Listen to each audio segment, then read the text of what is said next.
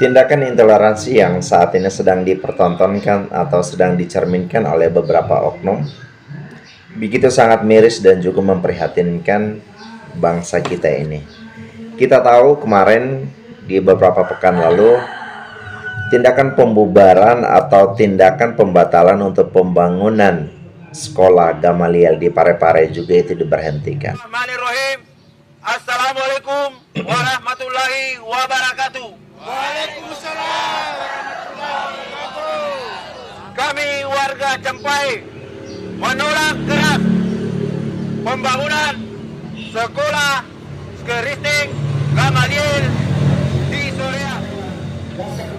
Masukan dari beberapa anggota DPRD Kota Parepare dan pertimbangan tenaga ahli, maka kami dalam rapat dengan pendapat ini memutuskan menolak pendirian sekolah Kristen Gamaliel.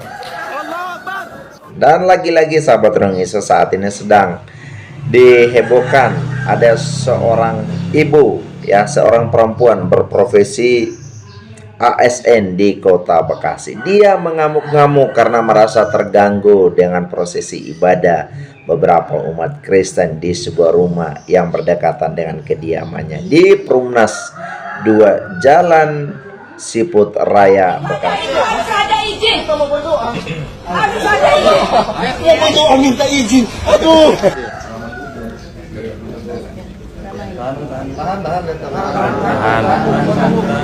Lihat kamera Bapak Ibu. Oke.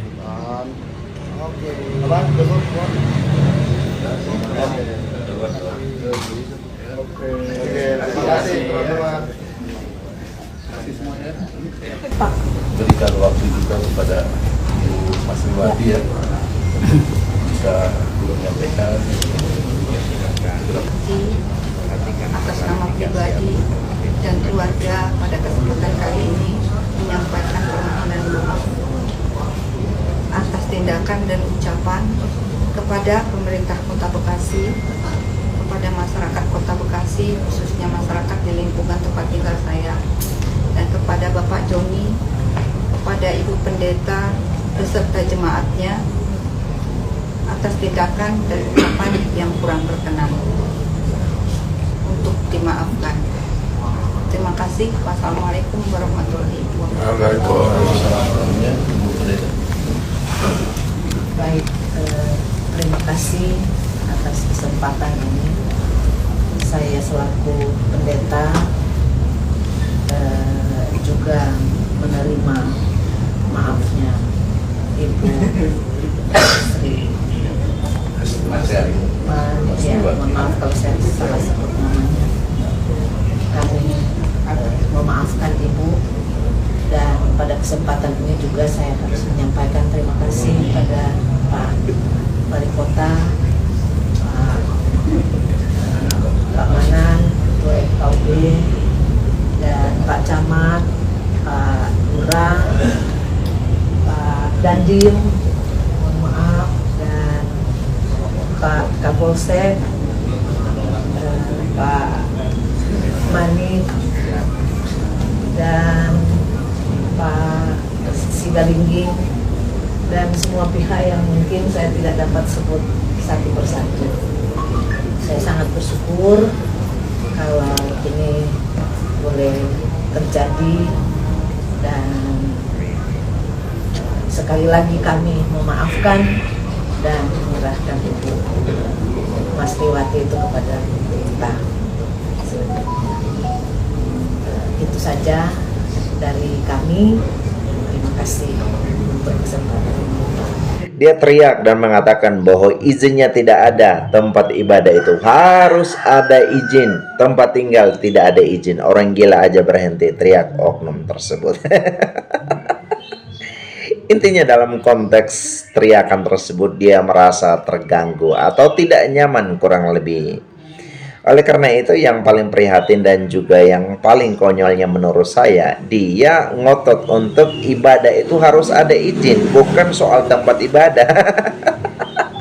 Ini agak lain. Jadi Maksud saya, rujukan di dalam teriakan tersebut berdasarkan pandangan hukum itu tidak dapat dibenarkan, dan tentunya itu tidak ada.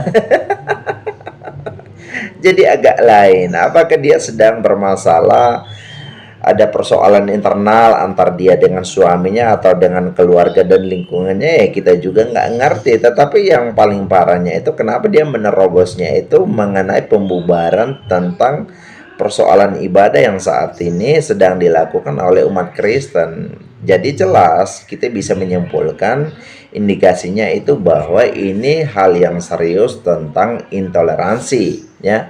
Kita tahu semua sahabat orang Yesus bahwa Kota Bekasi disematkan sebagai kota yang menjunjung tinggi intoleransi, tetapi pada faktanya ada seorang ibu tersebut sedang menampar secara halus, ya, sematan intoleransi yang disebutkan kepada Kota Bekasi tersebut. Jadi sangat jelas sekali, dan semua sahabat orang Yesus menurut saya ini tindakan pengrusakan keberagaman dan juga intoleransi yang saat ini sedang dijaga dengan baik. Tentunya sahabat orang Yesus, bangsa kita ini tidak sedang menganut satu agama saja. Agama yang diyakini atau agama yang diakui oleh bangsa kita ini ada agama Kristen, Katolik, dan Protestan. Ada juga Islam, ada juga Hindu, Buddha, dan juga Konghucu. Jadi kenapa seolah-olah cuma hanya satu agama saja yang punya hak dan kebebasan di dalam menjalankan agamanya di bangsa ini? Jadi jangan jadi merambat kemana-mana dan juga jangan begitu konyol, ya Bu ya. Maaf, saya ya sangat menyayangkan bahwa tindakan yang sedang Ibu cerminkan itu tidak mewakili apa yang dituduhkan kepada tempat yang Anda tempati. Ya, kalau misalkan Anda ingin atau Ibu ingin untuk melakukan tindakan pembubaran ibadah yang dijalankan oleh umat Kristen di tempat tersebut atau di Perumnas 2 tersebut, ya pindah dulu tempat tinggal Ibu atau pindah dulu kependudukan Ibu ke tempat-tempat lain atau di provinsi lain atau di Yaman atau di Afghanistan, ya silakan, ya, biar jangan sampai merusak apa yang disematkan kepada tempat yang saat ini sedang mendapat julukan sebagai kota toleran, ya. Jadi akhirnya Ibu ini membuat klarifikasi, ya, sangat mengejutkan kita sahabat orang Yesus, bahwa klarifikasi yang dibuat atau disampaikan kepada publik itu dia bilang dia khilaf. Kok semudah itu? Ya, kok semudah itu dan segampang itu setelah Anda atau Ibu melakukan tindakan pembubaran ibadah, terus segampang itu Anda mengatakan bahwa oh, saya khilaf, ya, setelah diusut atau dipanggil untuk minta klarifikasi apa, ya khilaf. Yang kedua, dia mau menyampaikan minta maaf terbuka. Aduh, jadi nampaknya Ibu ini ya jelas indikasi kuat sekali bahwa dia tidak paham dengan SKB 2 Menteri, ya, mengenai masalah peribadatan itu. Peribadatan itu harus seperti apa dan selayaknya seperti apa. Dan kalau memang Ibu tidak mengerti atau Ibu tidak tahu, ya jangan sampai barbar seperti itu. Jadi pada akhirnya justru itu memalukan, ya Bu ya, itu memalukan. Dan ya pastinya hal-hal semacam itu tidak patut untuk dicontohi atau diikuti, ya semua sahabat Ruang Yesus. Karena bangsa kita ini adalah bangsa yang besar, bangsa yang beragam dan sangat luas. Jangan sampai kita karena perbedaan di dalam keyakinan, perbedaan di dalam ya kehidupan agama, lalu kita akhirnya membubarkan acara ibadah, kegiatan ibadah yang dilakukan oleh agama-agama yang tidak seagamaan dengan kita, gitu ya, atau sekeyakinan dengan kita. Nah, seharusnya kita menjaga ya nilai-nilai toleransi dan juga merawat keberagaman, merawat kebinekaan kita dengan saling menghormati satu dengan yang lain. Jangan bawa ketua umum kami dari samping.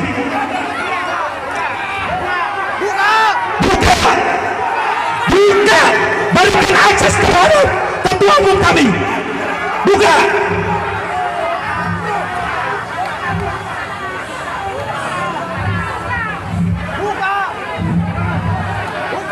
Buka gerbang pemerintah Kota Bekasi. Harus yang ini dibukakan. Ketua umum kami adalah ketua umum yang terhormat. Mari kita dengarkan kawan-kawan rekan juang. Ketua umum kita mau menyampaikan solusi-solusi yang didapatkan dari pemerintah Kota Bekasi. Berikan tepuk tangan terhadap ketua umum kita.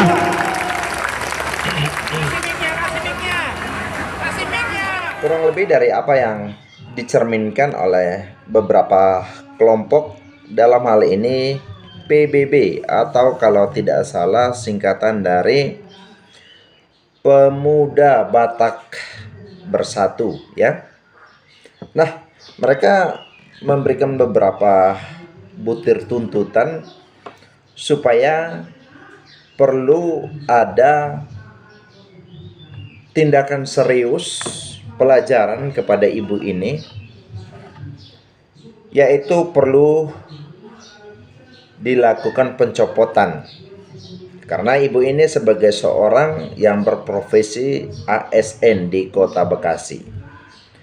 Itu yang pertama. Yang kedua, apa yang dilakukan ini berdasarkan tindakan hukum bahwa hak di dalam menjalankan keyakinan atau keberagamaan itu adalah dilindungi oleh hukum atau bangsa kita ini.